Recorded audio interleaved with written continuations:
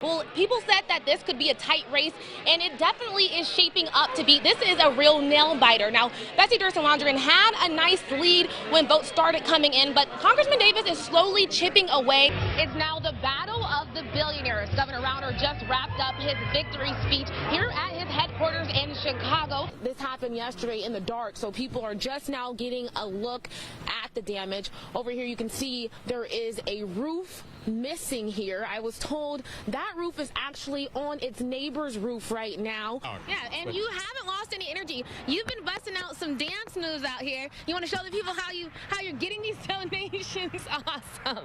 He's been breaking out the dance moves all day long, and it's been working. Day 3 in the city of Taylorville is still picking itself up out of the rubble. Coming up, the warning. City officials are sending residents looking for repairs. First budget meeting wrapped up about an hour ago, and now lawmakers, after a brief caucus, are trickling back inside of the chamber where we're expected to see them vote on this budget. Obviously, President Trump just a few days ago announced a $12 billion bailout plan, but farmers aren't happy with it. They say it doesn't address the deeper-rooted issues. Almost all of those 7 priests identified in this report had at one point in their career worked in the Chicago area. I talked to an attorney this afternoon about this report. She says it comes down to one question.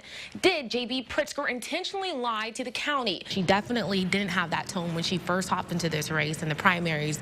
In her advertisement, she was the anti-Trump candidate, and now it seems like she's trying to take a different tone. I definitely open up the floodgates for people able to access marijuana here in the state of Illinois, so it's going to do a lot for the industry. He had, how many opponents? He still had 575,000 votes. Rauner had one other person he was running it, and he only had 360,000. I think that just speaks volumes as to how much ground he's going to have to make. Right. Just to put that in perspective, for a family of 2, you now need to make $30,000 or less to be eligible for child care assistance. For a family of 3, that's $37,000, and the threshold for a family of 4 is $45,000. People around here tell me they started coming to the library not just for the obvious shelter that it provides, but to feel safe. Unlike most buildings downtown, the library has 24-hour surveillance on every corner of the building. We're here today to celebrate a great victory. For the first time since taking office, President Trump touched down in the land of Lincoln to talk trade policy and jobs. In the midst of this great economic revival, now is the time to finally fix the terrible, one-sided, unfair trade deals and practices that have cost our nation trillions of dollars and millions of jobs. He received a warm welcome from workers at Granite City's U.S. Steel factory. Thanks to the president's tariffs on steel and aluminum imports, they're hiring roughly 800 people after years of layoffs. The support of the president has been just amazing. Business is coming back up that went down when we got laid off. The president blames bad trade policy with China and U.S. allies for America's shrinking manufacturing market. For decades, the United States was the piggy bank that everybody was robbing. We were the big, dumb piggy bank. His visit to the plant was a sweet spot during his Midwest tour, but lying in the backdrop, the fate of farmers.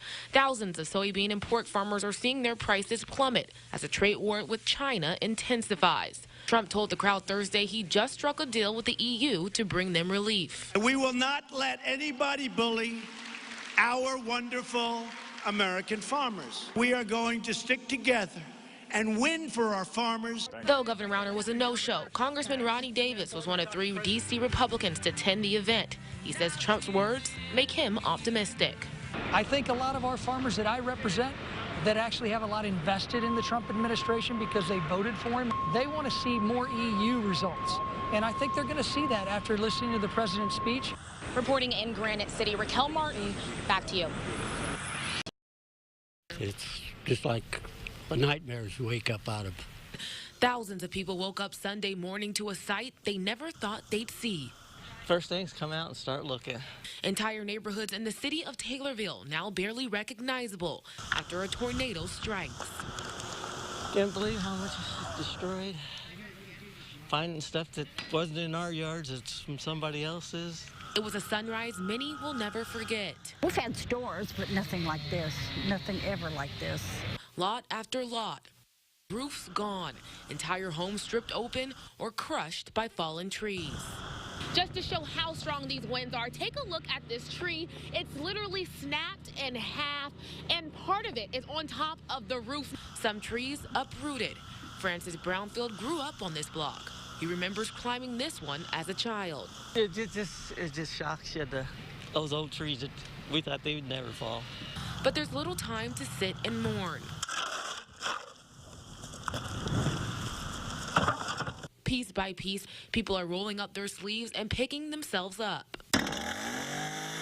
Congressman Davis, who's called this home since he was a child, is another willing volunteer. This is my community. This is what we do when you see friends and neighbors that need help.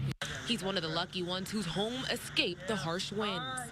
But dozens, like Brandon Lawrence, not so much. Honestly, I don't know what emotion to feel right now. He moved his family into their first new home hours before the twister came. This isn't the welcome he was hoping for. 3.5-car detached garage out back, it's completely gone. Still looking at the wreckage, he and many around are counting their blessings, grateful they survived to see the sunrise, even in what feels like the darkest of hours. The youngest, most effective lobbyist in Illinois history. Wow.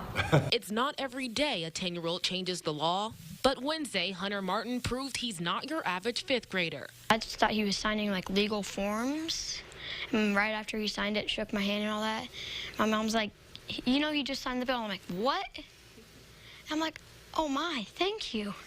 In a private ceremony Wednesday, Governor Rauner signed Hunter's bill.